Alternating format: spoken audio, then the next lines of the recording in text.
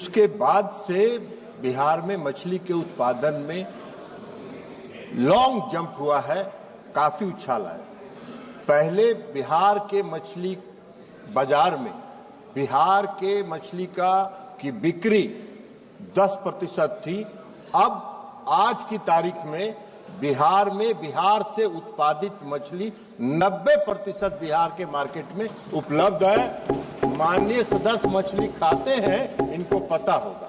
अब जहां तक फिश मार्केटिंग का सवाल है, गिरिराज जी भी खाते हैं, लेकिन वो खिलाते नहीं है।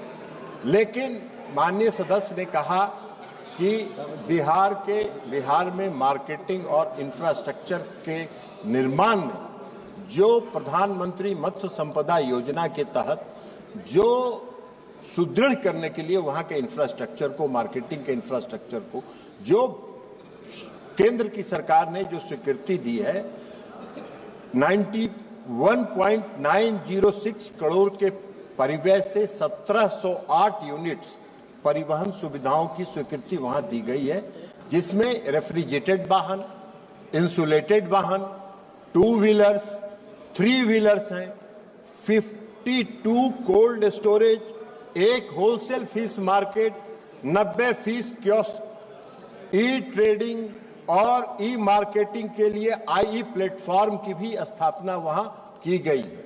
इसके अतिरिक्त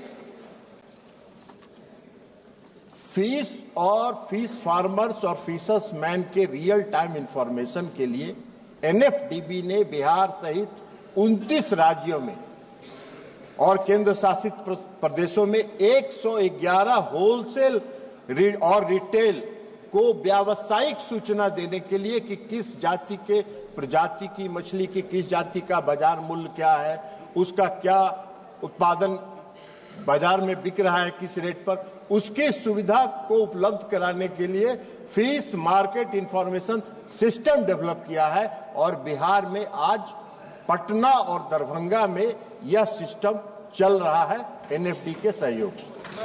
श्री आईबी ईडन, मैं एकदम संतुष्ट हूं। IB Eden, Sir, we cannot avoid, when a discussion is happening on the fisheries, to avoid the Kerala fishermen. In 2018, when the disastrous flood happened in Kerala, the rescue operations were led by the fishermen of Kerala, and the Kerala government applauded them, telling that fishermen is the army of the Kerala welfare. Sir, my specific question is, this is a very good scheme. Pradhan Mantri Matsya Sampradaya Yojana is a very good scheme. But sir, after 2014, the statistics shows that there is not a single rupee spent for the construction of seawalls or groins in the state of Kerala. There were numerous number of proposals proposed by the state of Kerala to the central government, but unfortunately, the life and livelihood is totally dependent upon these segment, because whatever global climatic changes happen, the first affected party is the fisherman community.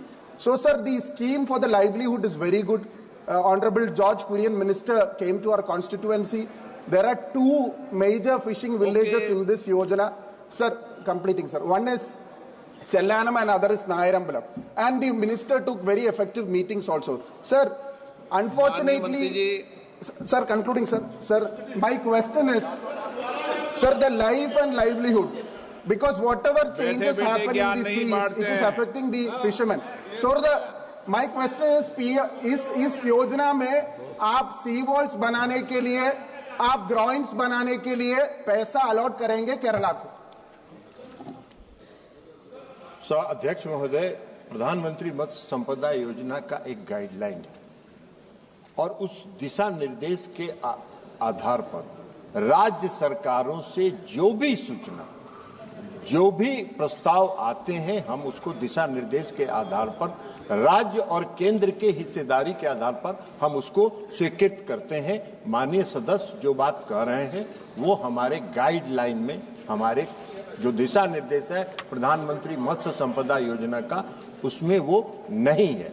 इसके अतिरिक्त हम माननीय सदस्य को एक बात बताना चाहेंगे कि जो प्रधानमंत्री जी ने जो केरल में 6106.6 लाख की लागत से 9 कोस्टल विलेजेज जो फिशरमैन्स के विलेजेज हैं उसको डेवलप किया जा रहा है। लक्षद्वीप में 899.85 की लागत से एक तटीय गांव और इस तरह से पश्चिम बंगाल में भी है एक गांव।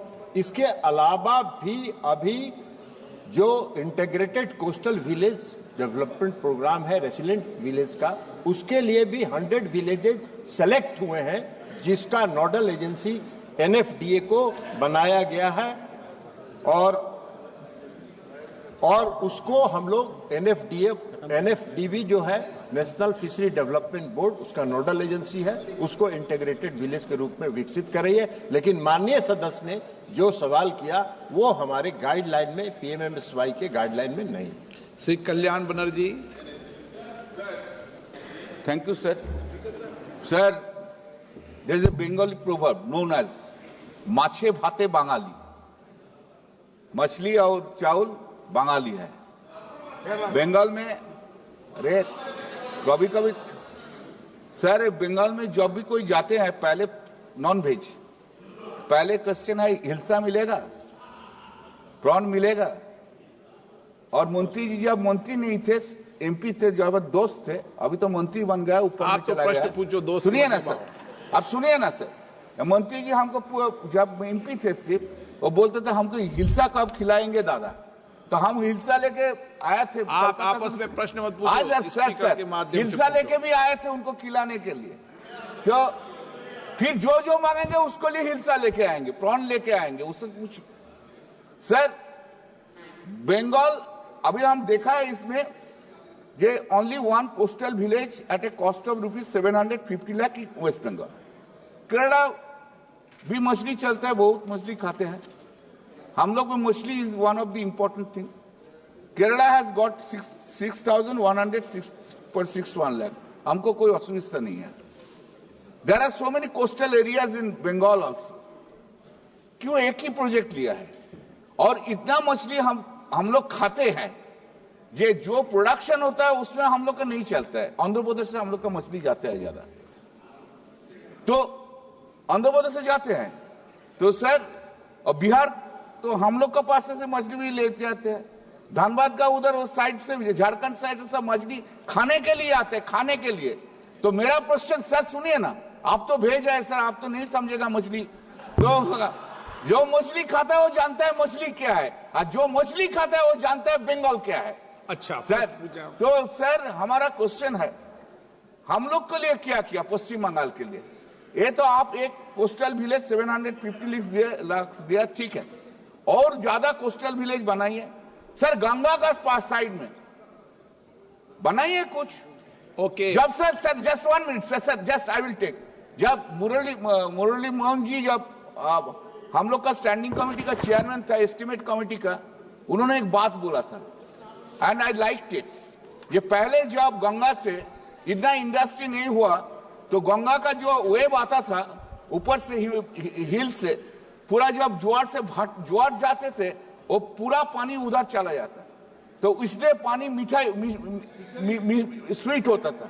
हिलसा भी जो अच्छा है, तो हम लोग को लिए कुछ से कीजिए माननीय मंत्री। आप सब आपका डेवलपमेंट है, उसलिए मेरा कोई दुख नहीं है।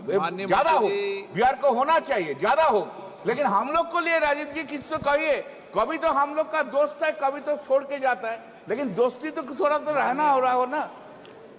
माननीय सदस्य। अध्यक्ष महोदय,